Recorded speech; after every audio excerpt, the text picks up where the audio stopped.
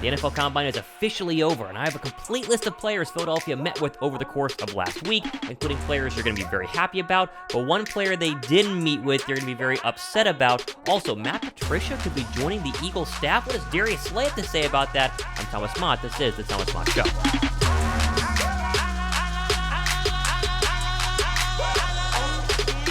What's up, guys? Thomas Mott here. Welcome to the Thomas Mott Show on a crazy Monday. A lot of stuff is going on. Combine is officially over, and I have the full list of players Philadelphia met with, like literally everybody they've met with over the past couple of days that have been confirmed. Let's start there, then move into the Matt Patricia stuff, and then finish with the Dereck Carr news of the day. But let's go ahead and throw up on your screen the dibirds.blog. Did a fantastic job, their article here on their website, tracking every single meeting Philadelphia has had with Combine and draft players over the past couple of days, and they, as you see, have the full list. Every single offensive player, every single defensive player, and you're going to notice some trends. You're going to be excited about some names, and you're going to be disappointed that one name is not on there. Try and guess who that is. Okay.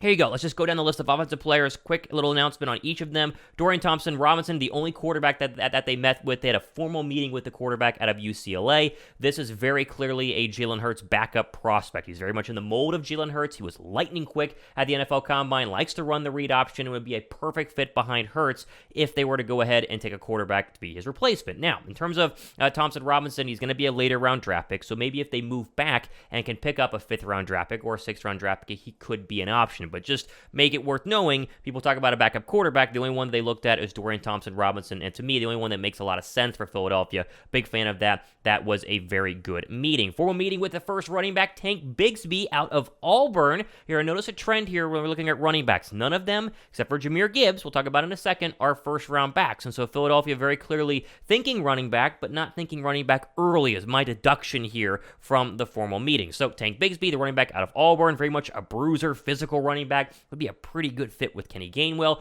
Roschon Johnson, the running back out of Texas, most notably not Bijan Robinson. Bijan Robinson's backup running back, who many people think will be an absolute steal at some point in the later rounds of the draft. They had a formal meeting with him. Probably the most exciting meeting they had was Jahmyr Gibbs, the running back out of Alabama. He ran an absolute lightning quick 40 time. I mean, Gibbs looked absolutely insane running at the Combine the other day. However, he is the only first-round running back they met with. Most notably absent here is Bijan Robinson. They did not hold a formal meeting with Bijan Robinson. Doesn't mean they won't bring him in for a meeting. Doesn't mean they won't have an informal meeting with him. But I think the idea of Bijan at 10, a lot of people on Twitter are calling for it, but Philadelphia doesn't seem to be indicating they're interested in Bijan. You can do with that as you will. We know I would like Bijan Robinson. You want Bijan Robinson, but this list here tells me if they are going to take a running back in the first round, it would be Jahmyr Gibbs at 30.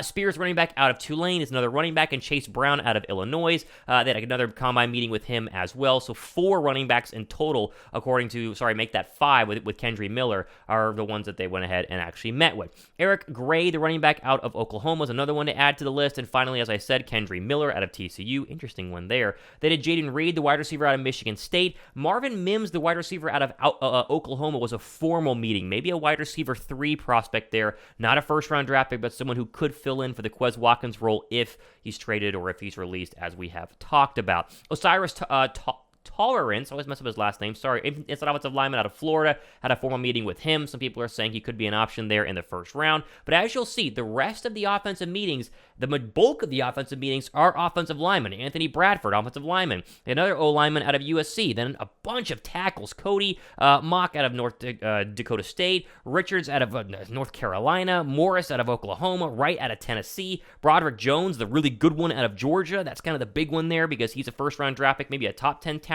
This tells us where their priorities are at on offense. Their priorities are backup quarterback, probably, at the bottom. Then it's running back. Then it's wide receiver, and then it's offensive line. Don't be shocked if Philadelphia were to take Broderick Jones, the tackle out of Georgia, at number 10. I think it's crazy because I want impact players now, but if the idea is that Lane Johnson is not going to be here, let's say maybe in 2024, maybe they like a tackle this season, they take his replacement just like they did with Cam Jurgens last year when he was a second-round draft pick, should have been playing right away, but he sat one extra year behind Jason Kelce. So again, does this mean the person they're going to draft is on this list? No, but they did meet with these players, and that's worth at least looking at here from an offensive perspective. Okay.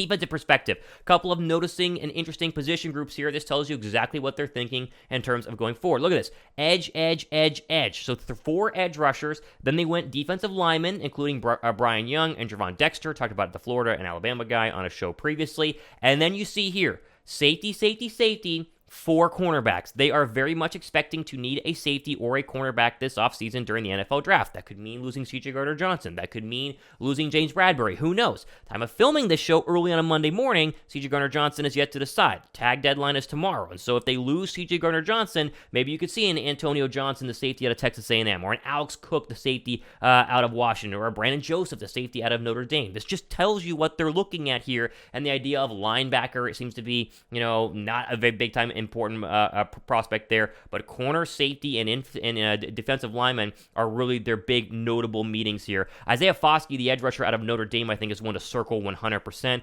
with Brian Young, the edge rusher out of Tennessee. Philadelphia likes to get defensive linemen. Those are 2 pass rushers. They lose BG. They might need to go ahead and go that way. Ringo was the only real cornerback that I thought was interesting that they met with. They did not meet with Devin Witherspoon. They did not meet with Joey Porter Jr. So, like Bijan Robinson, doesn't mean they won't draft those guys, but they were not officially met with as of now in terms of what we know has been released to the public. This is your final list. Who's a player that sticks out to you on this list that is there, and a player that sticks out to you that is not there? For me, Bijan Robinson, and of course the 2 cornerbacks that I mentioned. Weird you wouldn't at least interview them because they are top 10 prospects, top 15 prospects that could make sense for Philadelphia. We'll see. It's going to be very interesting, but those were your guys Philadelphia officially met with. I'm going to read the comments, discuss amongst yourselves. Thumbs up for BDI Birds blog for giving us this entire list.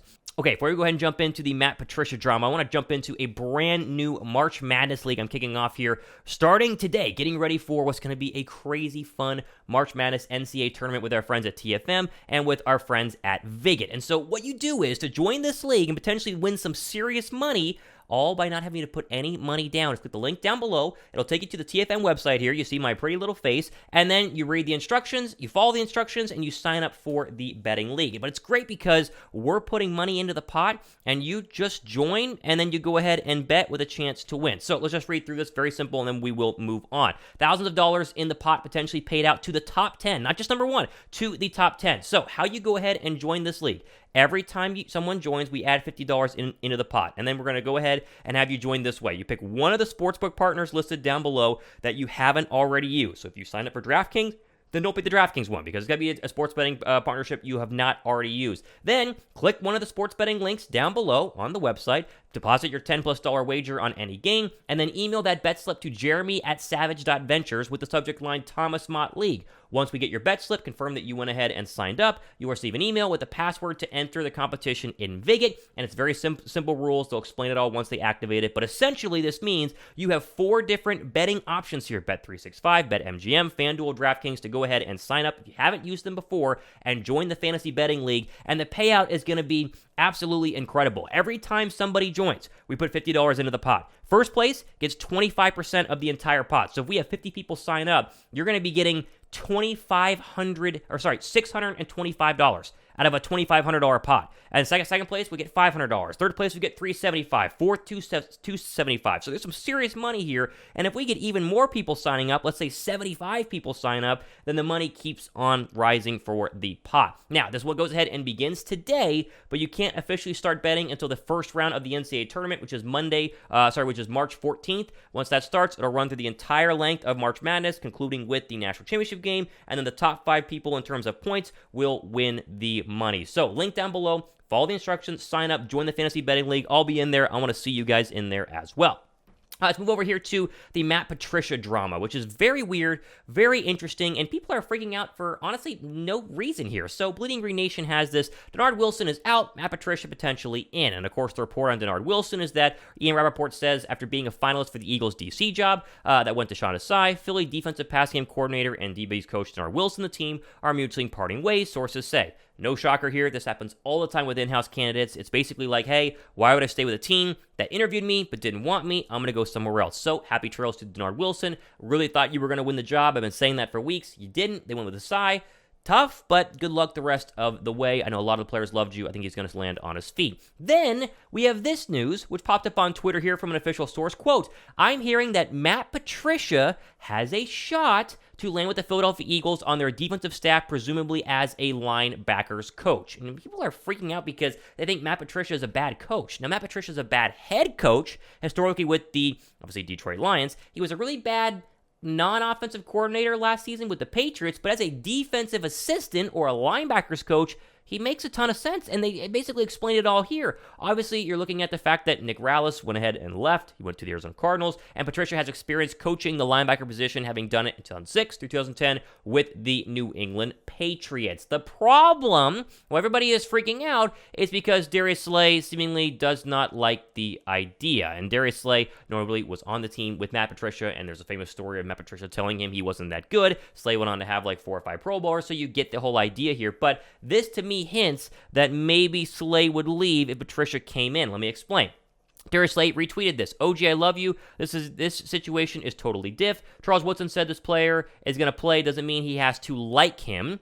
And then Darius Slay said a lot different onto that quote tweet. And obviously, they're talking about the fact that it's different now from when Slay and Patricia were together in Detroit versus where Slay is in his career and where Patricia is in his career as well. People are saying that this is ridiculous. You shouldn't sign Matt Patricia. He's not trash. Again, he's not a bad coach. I'm not necessarily hating the idea of having some experienced guys as linebacker coaches, DB coaches, assistant defensive coaches on the roster. The problem is Slay. Now, this to me would indicate if they sign Patricia, they could be looking to trade Darius Slay, which we talked about on the show multiple times. I'm against. I think you keep Darius Slay. You let go of James Bradbury. You draft, Bradbury's replacement. We've been through the whole process, but keep an eye on this story. I'll be continuing covering here on the Thomas Mott Show in case something were to happen. But if they do sign Patricia, which they said there's a shot he signs, it's not even guaranteed that he does, maybe you could see Darius Slay get upset, get traded, or maybe they just work together and figure it out, and it's not that big of a deal. So let me know what you guys think. Would you want Matt Patricia? Very curious on this one. I read every single comment. I try to reply to a bunch of them. I'll read from you guys. Okay, final story here. This just broke a little bit earlier this morning. Sources say from ESPN, Saints are about to sign Derek Carr, I think, to a 4-year deal. Catherine Terrell says this, New Orleans Saints have emerged as frontrunners to sign former Las Vegas Raiders quarterback Derek Carr, and an agreement could be reached as early as Monday, league sources told ESPN's Adam Schefter. That deal has now seemingly become official. Saints, who finished 7-10 last season, among 3 teams, including the Jets and Panthers, they pursued Carr for several weeks after the Raiders allowed the veteran quarterback to talk to teams, potentially facilitate a trade, end quote.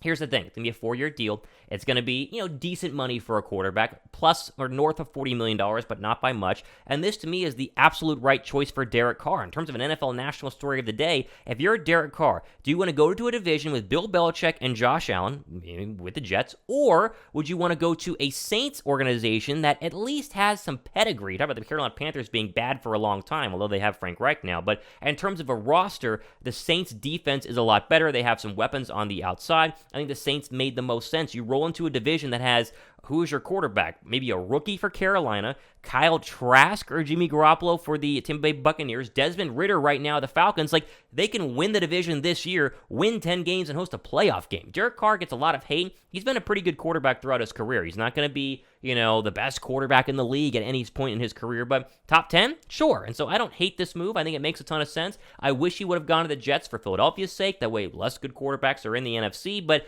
Jalen Hurts can beat Derek Carr straight up, so we're not worried about that. But this, to me, is a good move overall for Derek Carr and makes a bunch of sense. And he gets his money, moves on from a very dysfunctional organization in the Raiders into one that is a little bit more stable in the Saints, and we will see how it goes. Okay, plenty of stuff happening next couple of days and weeks. Join the Viget League down below in the comment section. And stay tuned for our Wednesday link. Myself and Josh Davis, the Philly Special Show, every single Wednesday, 7 p.m. Eastern Time. You will not want to miss that. A lot of crazy stuff today. Longer show today. I'm covering everything happening in the NFL and the Philadelphia Eagles. Subscribe, thumbs up. I'm Thomas Mott. This is the Thomas Mott Show.